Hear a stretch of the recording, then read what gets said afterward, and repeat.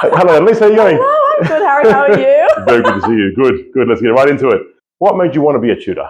Really loved working with kids. Like when I was at school, I used to do Duke of Ed, and there was a community part of that. Yes. And so I used to help out at there was like an ELC at Kambala. Yes, right. So I used to help out with all the kids, and I really, really loved it. What's ELC? It's like the early learning center. Like they have it's like a preschool, but it's like on Kambala grounds. Oh, nice. Like a Kambala preschool for and what, so like sisters of kids that go or something? I think the ages were like, they used to have like really young. Right. Up to like, I want to say like 4. And then I think at 5 you'd go into prep, which was like getting you ready for kindy. Yeah. Yes, for kindy. Yeah, and then I was like, oh, I really like that. And I guess also like just like seeing my teachers teach. I was just like, I had the best time. I was like getting along with them, things like that. So I was like, feel like tutoring is like an easy extension of that. Easy extension of that. And that's so beautiful. That's what happens, Like you experience something, and then you're like, you know what? I want to give that to other people. Yeah, like I really enjoy that. Oh, that's amazing. And you did this ELC, so you did the preschool stuff while you were at school. Yeah. Is that right? So I was in, I think, year 10. Wow, wonderful. From there, good. Yeah. You have experience from there, and then and you've been tutoring for a while, right? I feel like I think 3 years. I think it's 3 years. Like now, like just January, I started. Right. I think like late January I started. That's 3 years ago. So this is the 4th year of tutoring, essentially. Well, yeah. Yes. If you were to be a fictional character, like if there was a fictional character that was to embody you while you tutor, which character would it be? Oh my gosh, that is a really great question. I really like that question. Thinking like Hermione, but like I'm not. Ooh. I don't know. Like she's just like the first person I think of. That's when nice. I go to like Hermione Granger, right? Yeah. But then I feel like I don't know how good of a tutor she would be. Is my thing. Right, she might be too know-it-all. Frustrated. Like doing the same things every week and like teaching like really like mundane things. Right, she'd be like, how do you not get this, Harry? I feel like maybe this is a bit of a cop-out because she is a teacher, but like Miss Honey from the Tutor. Oh, very nice. I like that would be a good very one. nice. It's like she cares about the students. Yay. Like what's going on outside of class, not just inside of the classroom. I feel like that's more my vibe. Is there a Miss Trunchbull in like is there like a it comes out? Send them to the Choki, right? Yes. Yeah, that's right. Yeah. I send them to you. Right, so I'm Trunchbull. I'm Trunchbull, you're the punishment. You're I'm the Choki. Yes. Oh, I see. Right? When they don't do their homework. Right, so it's like a Dr. Jekyll, Mr. Hyde thing. Yeah. You're like Miss Honey and the Trunchbull at different times. Depends. And I'm the Choki. Yeah. I love it. Coffee or tea? Coffee. Morning or night? Night. Maths or English? Maths. Maths. Not controversial. Book or movie? Book. Laptop or notebook? Notebook. I feel like that's the actual name. Of what? They're the 2 names for like a mobile computer. Oh, you're right. What did you mean? Physical notebook. Oh, is that what you... Oh. Yes. Wait, what did you mean? Laptop or... I meant like, what do you call a laptop? I've never heard anyone call it a notebook. Do people call it a notebook? Oh, a laptop isn't the proper name. Is it not? No, there was like a thing. Okay. Apparently, someone put it on their lap, got burnt or something, and then the name officially became notebook. Maybe it's changed now. But while your laptop is the colloquial name that they tried to change but just stuck. Maybe they gave up on this now. But I'm pretty sure notebook. Okay, fine. Laptop. Right, because what else was No, in the 2000s, it was a thing, and they tried to change the name to notebook. But it didn't stick. Everyone still calls it a laptop because we're not weird. I don't know, it just sounds better. That's why I've never heard anyone call it that. So there you go. I'll ask my parents. Rain or sunshine? Sunshine. If you could instantly master one skill to improve your tutoring, what would it be? It's figuring out what way they learn the best. Right, I feel like mastering that skill is genuinely like a hack. No, 100%. Like, what way of being is going to resonate most with that student? Yeah, that individual student. Okay, very cool. Like, I don't know, like, I've been tutoring 3 years and I feel like it still changes. Like I'll get a new student and I'll be like, okay, I have to remember like this is the way they learn. This is how it's going to work best for them and resonate the best with them. Yeah, 100%. Yeah. No, that's so wise.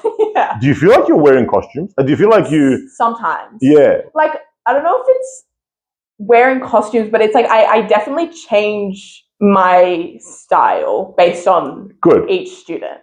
Which I think is normal, right? I think so. I think most people do. Like, it's just it's very individual. I think so. And like, you're not the same person. You're not the same person with your friends or at a funeral or at the beach. Like, it's something like that. You don't compromise yourself. You just kind of like be the right version of yourself. Yeah. Yeah. Someone once said actually, there's no perfect way to teach. Yeah, I don't think so. And there's no perfect way to teach any one student. But there is a perfect way to teach any one student on any one day, which I think is pen or pencil? Oh, pen. City or beach? Beaches, but Greece beaches. Greece beaches is a correct answer. What's been your hardest topic to teach and why? I feel like people really underestimate like the really like simple maths. Right, yes. Like I feel like teaching older students like harder concepts are honestly easier than teaching like extremely like foundational stuff. Because even I had like, it was a while ago, I used to have a year 2 student. Yeah. And even teaching them like how to add like tens or things were like really difficult to like teach them, and also for them to like remember and it stick with them. Right, like 30 plus 40 or something. Yes, like it was genuinely really hard. Like I found that way harder than teaching harder topics. Right, calculus to a year 11 or whatever. Like, that honestly felt more natural and easier than going back to like the complete basics and being it's like Hermione Granger. Yeah, literally. Okay. No, it is. Like, how are you not getting this? I'm like, no, but like it's, and also it's like figuring out what works best for younger students is so really hard because I feel like they don't know Correct. either. They don't have the self-awareness to it. No. But I feel like you'd be really good at this. Like just watching you sometimes, I feel like you'd be very good at not judging. Sort of the opposite of Hermione Granger, like not judging a student for like I don't know. Say you say 30 plus 40, and they're like 16, and you're like, okay, let's work on that. Yeah, good. Like I feel like you'd have a genuine curiosity about how the hell they got to like how 16, as opposed to 70 or whatever it is. I guess it's a genuine curiosity of how they're thinking, as opposed to oh my god, how do you not get this? Like yes, which might be the first. I agree. Cats or dogs? Dogs. Music or silence? Music. Silence is not. It'd be cool if I asked music or silence and you just sat there. Wait, that's and like you just like performatively. What do you think? You just like performatively answer the question.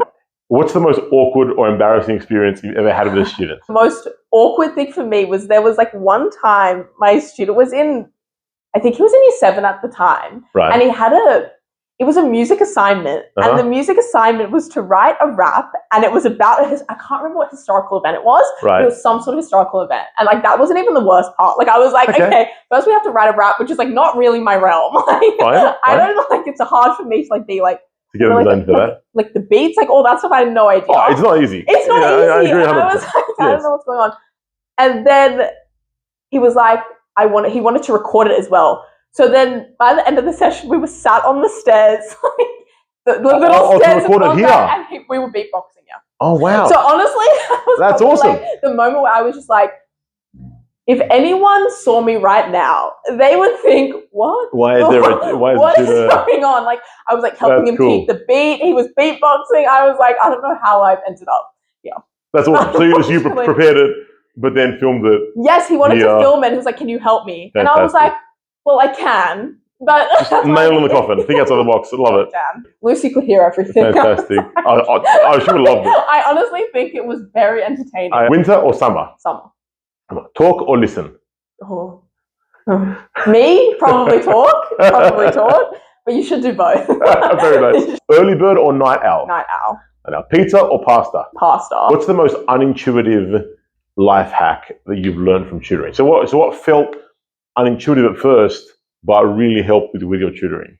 That's a hard one. Yes, I read it. Yeah, I'm too hard. No, let me think. Mine is, don't say, does this make sense? Yeah. Or do you get it? Yeah. And then I realized, Harry, you idiot, they're just saying yes. And then you say, like, can you do a similar question? And they're like...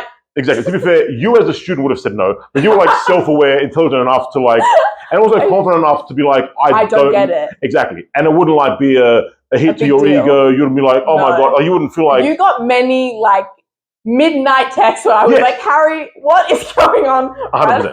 No, and that's awesome. But most students are not Annaliese. Like, as most students are not going to, I don't have the self-confidence or self-awareness to admit failure or even know they're failing. So they'll lie and say yes, or they won't even know and they'll guess that they know it or assume they know it when they don't. Yeah, so you want... That's true. I realize I want the answer to the question, because you have to know, it doesn't make sense. It's a question you need answered.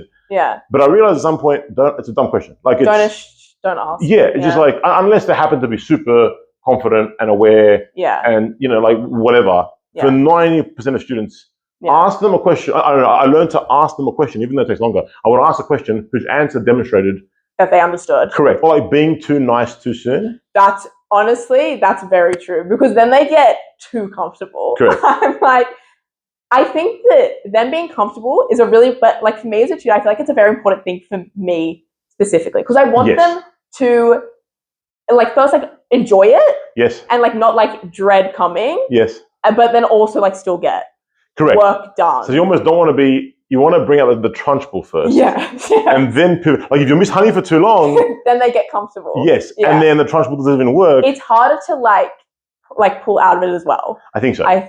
How soon do you tell students about homework, and if they don't do it, then you're going to Harry, and Harry's going to call your mom.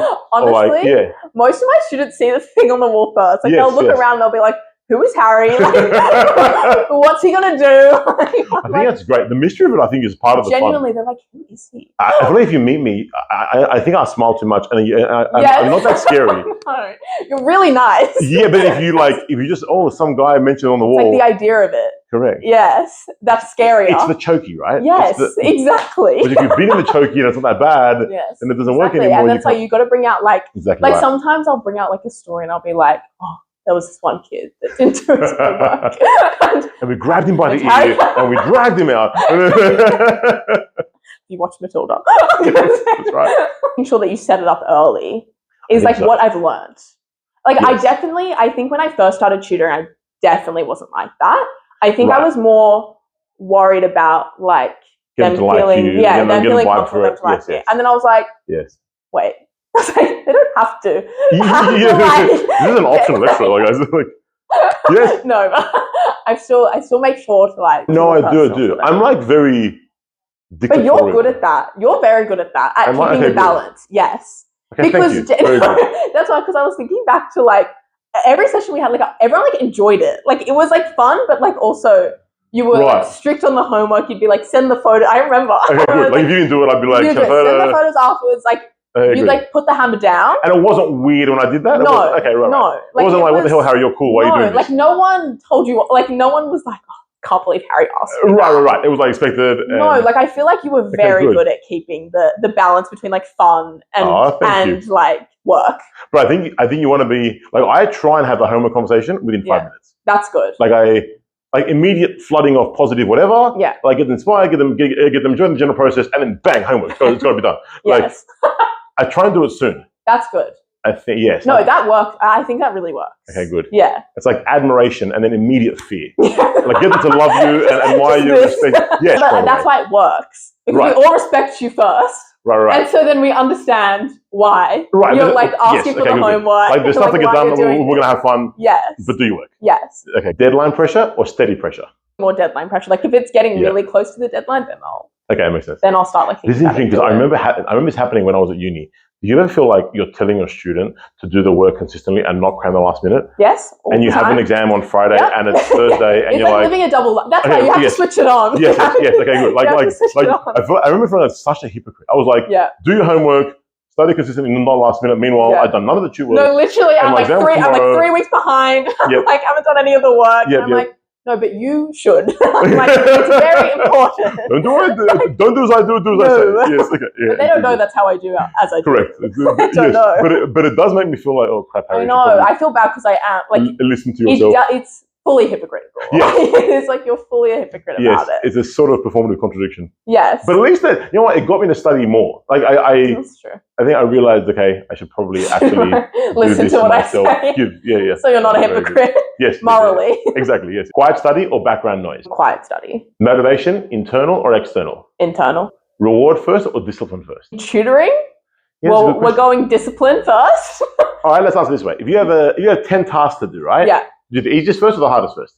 Probably the easiest. Or like I'll start some of the hard things and like just so I can like say I've got a start on it. And then I'll kind of like work on it at the same time, like concurrently. That's interesting. For uni, like loads of things are due at the same time. So I'm doing loads of things at the same time. Like I don't like do one assignment finish. When you eat food, do you have like the steak, and then like do you have one thing at a time, or you have like a bit of everything? No, everything. Like I'll do a bit of everything. Like I won't finish one thing. I think it's because I'm like, oh, I'll eat like the worst thing first, and then like get it out of the way. Get it out of the way. Like if it's something bad, and then I'll like pick between all the things. Yeah, well. Because I will never move on before I finish that part of my food. Are you serious? It's like how? So what do you start with?